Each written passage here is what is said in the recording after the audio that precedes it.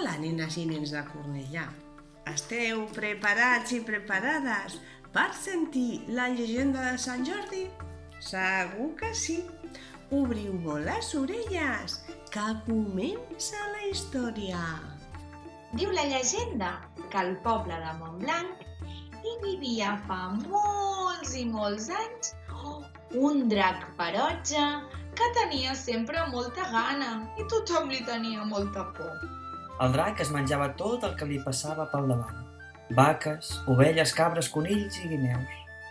També visitava els horts per acabar amb totes les verdures.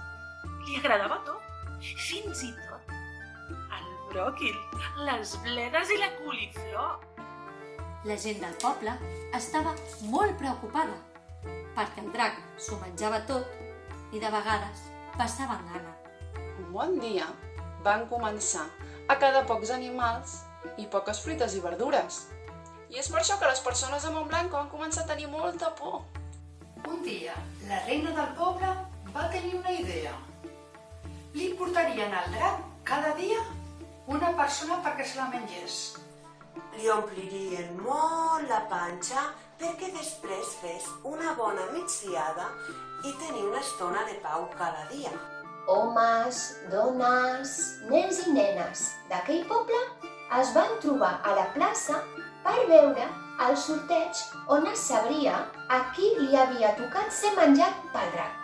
I la sorpresa va ser que li va tocar a la princesa, la filla de la reina, que era bonica com una flor, però valenta com una espasa. Com que tothom estimava molt a la princesa, tots els habitants d'aquell poble la van acompanyar fins a la cova del drac on vivia.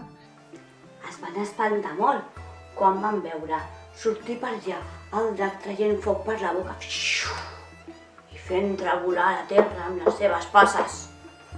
La princesa va cridar: «Drac, he vingut a que em mengis perquè deixis tranquil·les les persones d'aquest poble i també les bèsties, les fruites i les verdures». Abans que el drac pogués respondre, es va sentir un trotall de cavall més enllà del bosc. Entre els arbres va aparèixer un cavaller vestit amb casc, armadura, un escut i una llança. Tothom s'estava preguntant qui era aquell cavaller tan fort i tan valent. I el cavaller va cridar: «Soc el cavaller Sant Jordi i he vingut a lluitar contra aquest drac ferotge perquè no us molesti més i us deixi viure en pau». I, sense esperar resposta, el valer Sant Jordi va cavalgar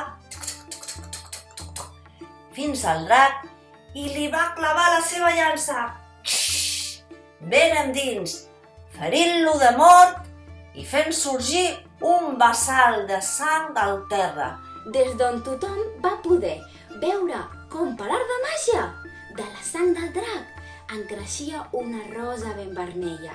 Mentre les persones que miraven començaven a aplaudir d'alegria i s'abraçaven contents, Sant Jordi va collir la rosa i li va regalar a la princesa, en senyal d'amor i pau. La reina va demanar al cavaller que es quedés a viure amb ells.